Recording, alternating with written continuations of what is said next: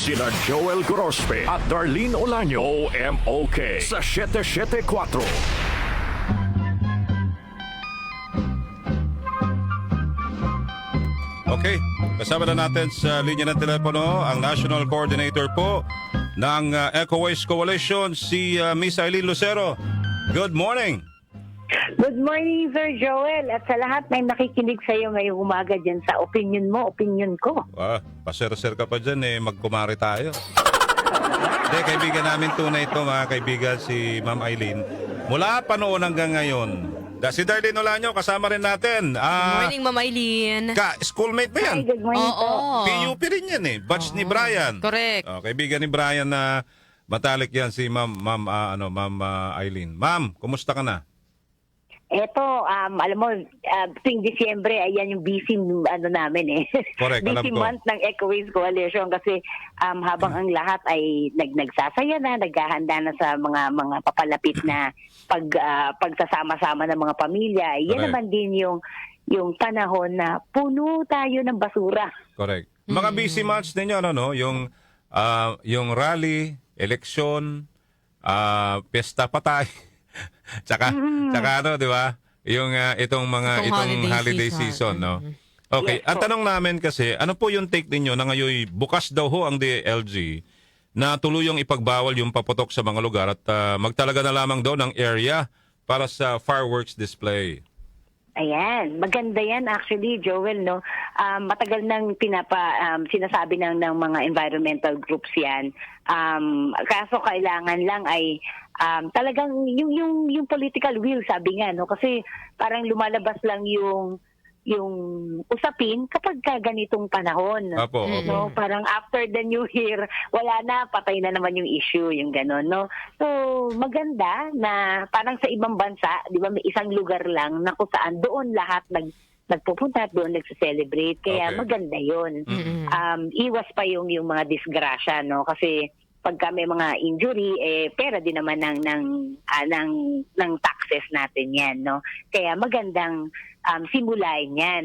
Pero lagi-lagi ang usapin na sinasabi nila, paano naman yung industriya, yung ganon. So kailangan, sabi nga, balance, no?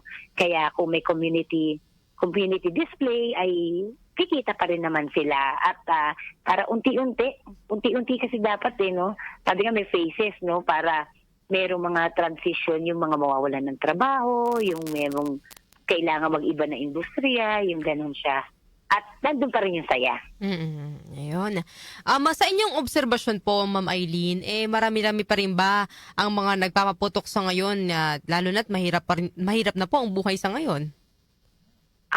Marami pa din, no? Kasi hindi nawawala din yung cultural, cultural na mga paniniwala na kapag nag-ingay ka at na may mga paputok at pailaw ay nagkakaroon ng blessing o kaya ay prosperity, no? May ganong pagtingin kasi tayo, no? Nakadikit sa swerte. Oo, No, may kaya ganun madami pa rin. Sabi nila pagtaboy ng mga maligno. Yan. Oo. Nakagawi yan. Eto na nga, sinabi niyo po, yung mga ganyang tawag dito, yung mga tradisyon, Pero bukod po dyan, sa tingin niyo bakit pa nagigiliw pa rin ng iba na magpaputok? Yung ang DOH naman po ay ginawa ng lahat para maipakita at in a way, matakot po yung publiko, Tulad nga, pinapakita nila yung mga visuals ng mga medical instrument na gagamitin sakali pong maputukan at maging mga dugo ang kamay mula sa mga disgrasya po ng pagpapaputok. Oo. Ang tingin ng EcoWaste Coalition diyan, habang yung mga hindi pa nabibiktima, malakas pa rin yung loob nila, no? Pero kaya nagpapaputok pa rin, nagpapailaw pa rin. Correct. Pero once na sila ay nagkaroon na ng experience na or isa sa pamilya nila, yun pa lang yung time, no? Na natatakot sila, no? Pero kung yung nakikita lang nila na ito yung gamit, ito yung mga hindi sila natatakot hanggat hindi nangyayari sa kanila. Correct. Tulad ko, halimbawa, ako mismo, Eileen, tulad ko, nasubukan ko nung bata ko yung namasabugan ng yung triangle, di ba? Yung paputok na triangle sa kamay, tsaka sa tenga, at tsaka yung watusi. Kaya takot ako Takot na ako magpaputok ngayon. Kasi na-experience ko na. Yung nga lang, hindi naputo lang aking mga daliri. Diba? Ayun ang pasasalamat ko sa Diyos, hindi na putol. Pero ngayon, ayoko na. Takot na ako. Kasi nasubukan ko na eh. Diba? Nasabugan na ako eh. Yun ang mahirap sa ating Pilipino kasi, minsan, Ma'am Eileen, dahil sa, tayo eh, parang yung curious ba, lagi, na, sige, subukan natin. Hanggat walang nangyayari sa iyong masama, at sa isa sa miyembro sa pamilya mo, hindi ka titigil eh. Diba? Nandoon yun. Tsaka yung natin, yung sinasabi ko nga kanina, tama ba yung sinabi ko na, kailangan pa ba na maglabas ang gobyerno ng panukala, ng batas, ng kautusan, na iban yung ganito? Di ba tayo, may pag-iisip naman tayo lahat eh. Di ba? Ang problema lang natin mga Pilipino minsan, Ma'am Eileen, kasi, hindi natin naiisip yung, kung yung kalalabasan, tama, nung gagawin nating mali. O pagbili natin ng mga paputok na ganyan, di ba? Tama po. At isa pa, yung pollution. Di ba? Especially yung mga may, anong tawag dito? Respiratory, illnesses, di ba? Okay. Anyway, so, what if, hindi man natin, sabi nga, hindi natin maawat sa pag-iingay at pagsunod sa paniniwalang dapat maging maingay di umano ang pagsalubong sa bagong taon para maalis daw ang malas. Kung kayong tatanungin sa Eco Waste Coalition, ano po yung alternatibong mga pampaingay na mairerekomenda ho ninyo? Na hindi rin sa pollution ha? So, para ma-achieve yung sabi nga, maingay, masaya, walang polusyon. So, magandang pwede natin gawin na hindi ka nagagamit ng iyong pera, yung nakasanayan ng iba nating mga matatanda nung araw. No? Yung araw, nag-iingay lang galing yung gamit yung mga radyo, no? Yung mga pa-party sa bahay, no? Maingay. Yung iba naman ay nag-aano lang nung kanilang mga gumagawa ng mga lata-lata, no?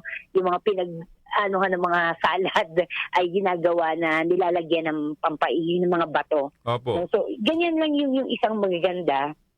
Maganda rin para magkasama-sama kayong pamilya. Maganda na magpa-family games. Sabi nga, ito yung mga palaro sa bahay. Para gawa na lang kayo ng gawa na lang kayo ng programa. Oo, parlor games. May mga parlor games na yung iba nga nagko-costume pa, di ba? Na pag-celebrate o meron tayong tema, parang may team yung ating lahat ganyan yung suot nyo, ganyan yung parang pare-parehas kayo, lahat ay nagko-contribute ng kanilang mga ideas at ligtas pa, no? Maganda rin na siyempre meron pa ring iba na maganda nakikita yung so yung mga pailaw, so maganda rin na manood na lang, no? Pwede pa rin naman kayong manood dun sa mga kapitbahay na matigas ang ulo, no?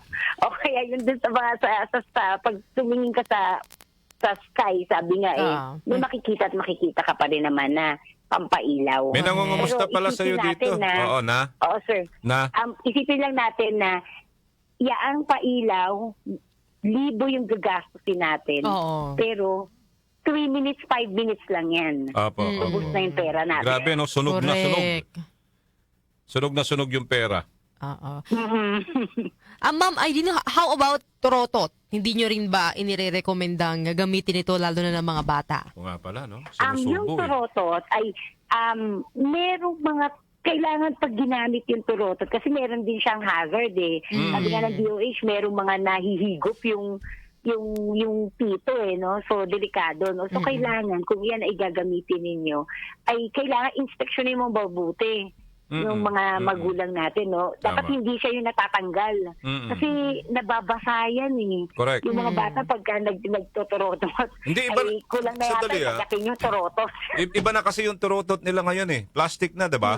Dati yung turotot natin, alala mo, sila Brian, diba? Kasi kinukumusta ka ngayon eh. Nandito sa studio ngayon. Busy sa recording eh. Ayan, yung mahal na classmate, Bray, kumusta ka raw? Sabi ni Ma'am Eileen. Natatawa siya. Bakit kayo natatawa ito? Ano ba to? Ba't natatawa si Ma'am Eileen, ha? Alam ko kasi close. Kasi matagal na kaming hindi nagkita niya ni Brian eh. Alam ko close na close tong dalawang to dati. Anyway, yung nga yung difference, dati kasi ang turotot namin, Darlene. Yung may pito pa. Hindi, yung kahoy ba? Tapos, ano lang talaga siya, yung sa ilalim, parang ba yun, ma'am? Yung matigas na 'di ba? Yung parang plastic na anong tawag doon? Brian, anong tawag doon? Yung turutot natin? Hindi, pito, di ba? Yung pito na kahoy. Oo. Tapos yung nasa baba niya. Parang patriangle lang na pa-triangle nilagay lang. sa ilalim. Ngayon, hindi na, Ma'am Oo. Aileen eh. Plastic na totally yung di ba? Turutot. Opo. Yun ang difference noon.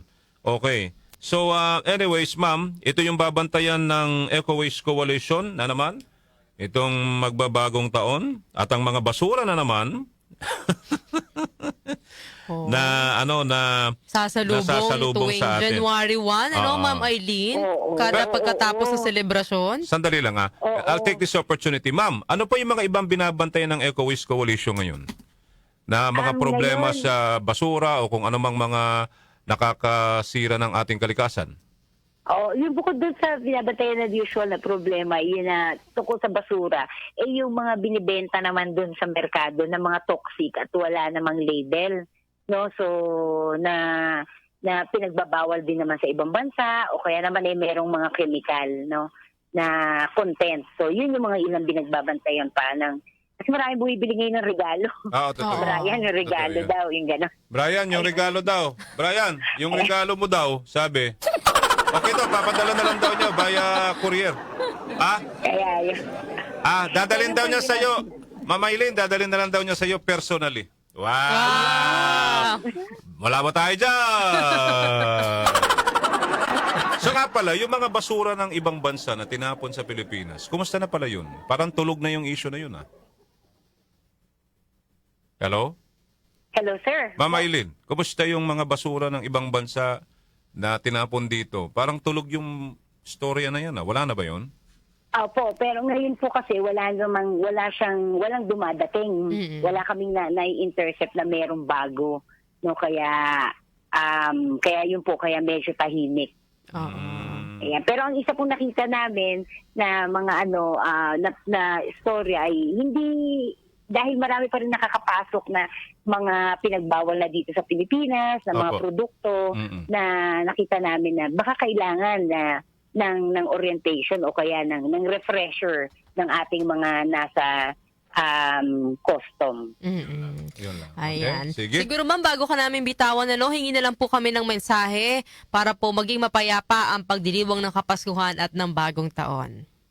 Ayan. So mula po sa Eco Waste ay kami nakikiisa doon sa mga panawagan ng DOH, no, lalo na sa mga pagkain na dapat ipagbawal, no. Pero bukod doon ay yung amin naman ay yung sa environmental group naman ay yung pagpapanatili na at ng kalinisan, no, na ligtas pa rin at tayo sa pagsulubong ng ating ng papalapit na pagpapalit ng taon.